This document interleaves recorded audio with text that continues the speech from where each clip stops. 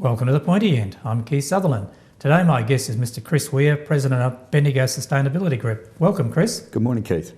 Now, it's an appropriate time that we get you on the program because there's been a lot happened this last week, particularly from the Abbott government, talking about the Clean Energy Finance Corporation with where they see the direction that should be going and shouldn't be funding some certain projects like solar, wind power, etc., but into the new energy.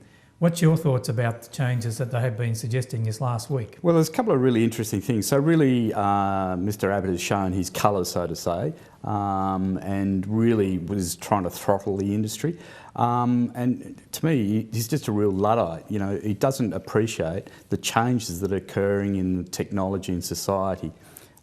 Putting that aside, there's some really interesting things about the fund. So they're actually like a banker. And the process has been set up that, in theory, the political process is not allowed to direct that organisation. So he's sort of out of his boundary in directing this to the organisation for starters. But that hasn't stopped him in the past. But that hasn't stopped him. Yeah, things, absolutely. Right. So they actually had a mix. And there's been a lot of people looking at the research of actually the way the charter for the organisation was set up. But one of the really interesting things is what it's done is brought up and exposed what they're on about. So, you know, the notion of the wind farms and the solar.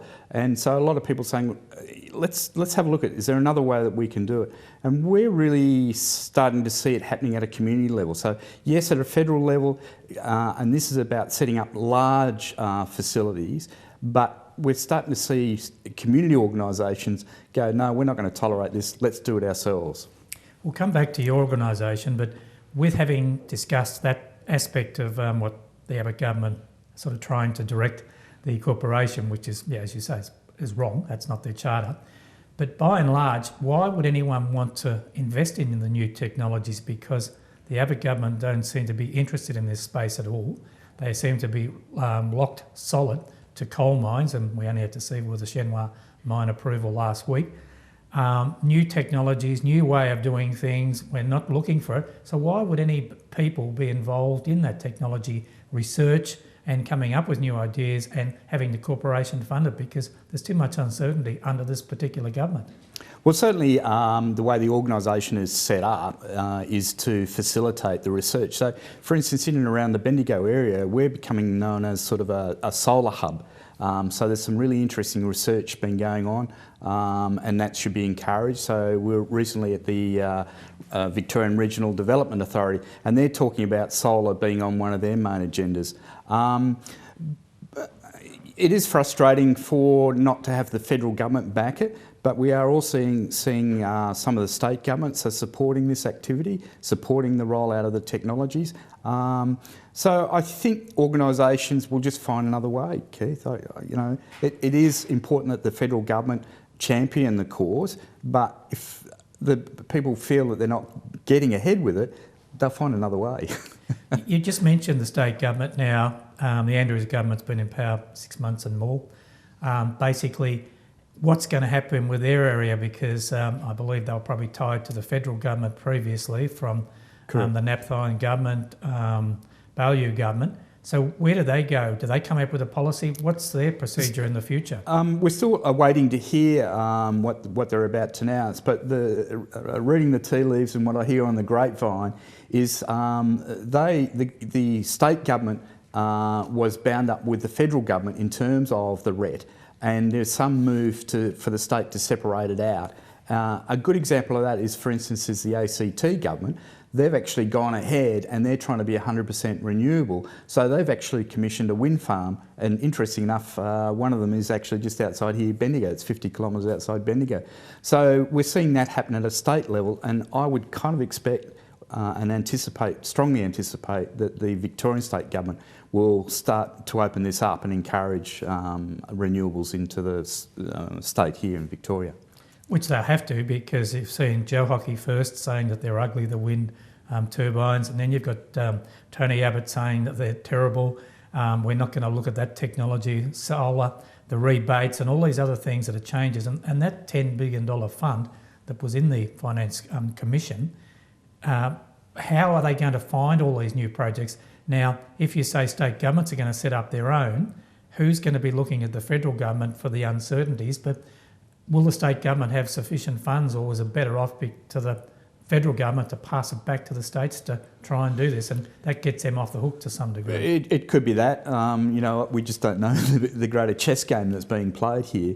The main thing is, and one of the really other interesting things that is going to occur later this year, we've got the conference in Paris where the countries have got to set their CO2 emissions.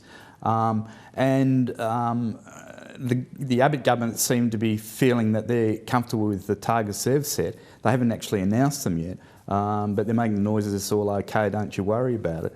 But in actual fact, Australia's now being put in a position of actually being the outsider. We're ranking really low on our emissions, meeting our emissions standard. So it might be that there might be world pressure brought to bear on Australia, and they're going to have to go back and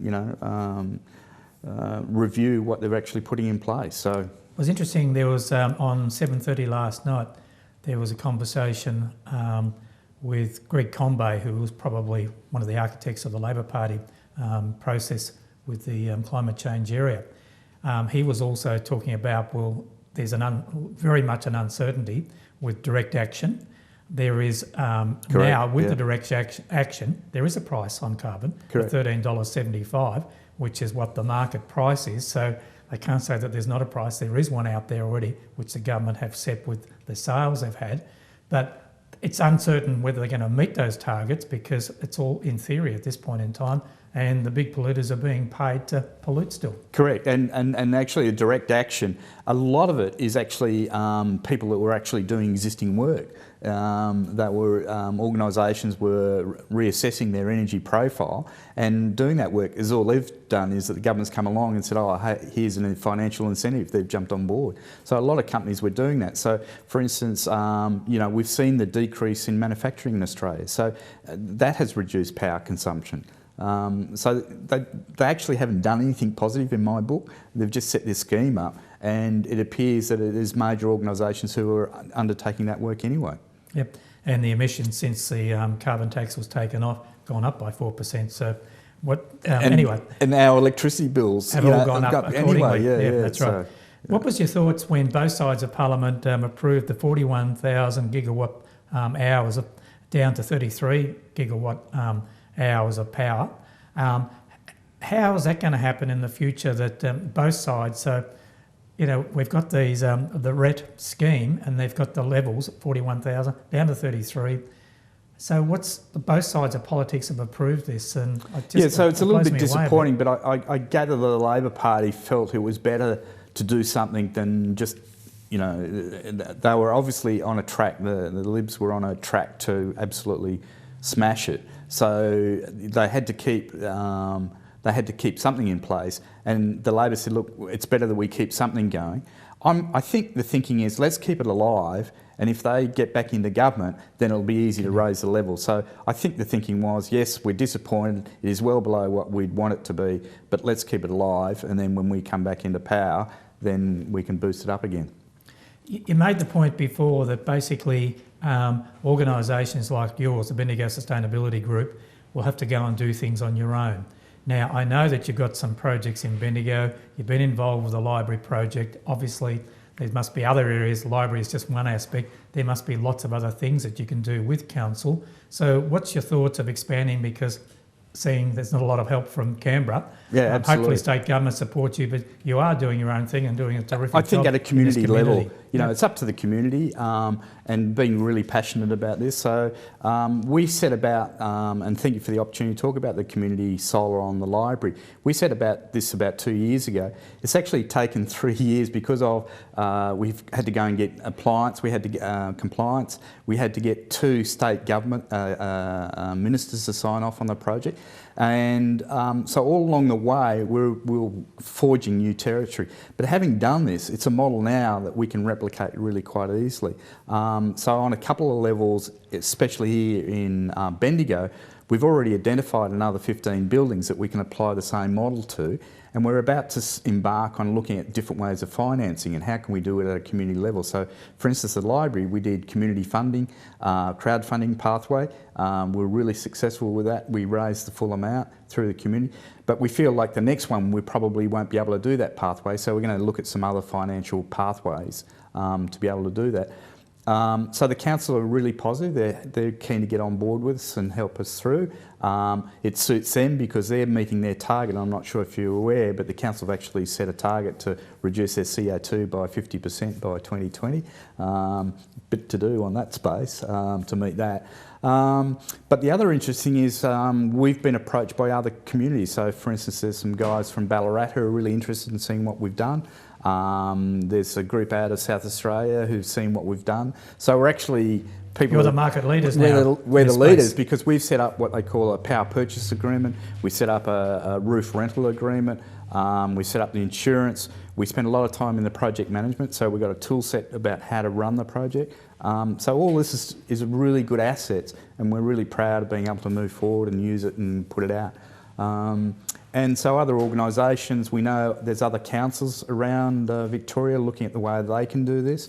So we were approached a couple of months ago by another council saying, well, how are you doing with, because we've also got another Goldfield solar project that we're running on that monthly information to the public, and that's been quite successful. It's really good that you are the market leaders, and it's great that you are getting the council support and that they have set the targets, because we've all got to take a responsibility in reducing CO2 emissions. And it's great that Bendigo are the leaders, but it seems to be a real hub of Bendigo people that are involved in this project. And I've noticed on Facebook and other areas where there's lots and lots of seminars that you're doing to get people involved, and there is a groundswell of support out there. It's a pity that parts of government don't see it, and it's just, that they are, as I said, locked into I think they're just disconnected. They are. Totally disconnected. And hopefully in Paris that they do get a rude awakening, and we are seen to be the pariahs outside of the space of trying to change the world. And, yes. And we've all got to do our bit, I think. Yeah, exactly. Well, Chris, thank you so much for appearing on the Pointy End today. Really appreciate it. It's great to hear your comments, and particularly what's happened with the Abbott government suggestions in this last week. It's good to hear that you guys are in front of the pack and helping other communities like Ballarat and other areas to enhance their projects, of course. Thank you very much, Keith. Thank you.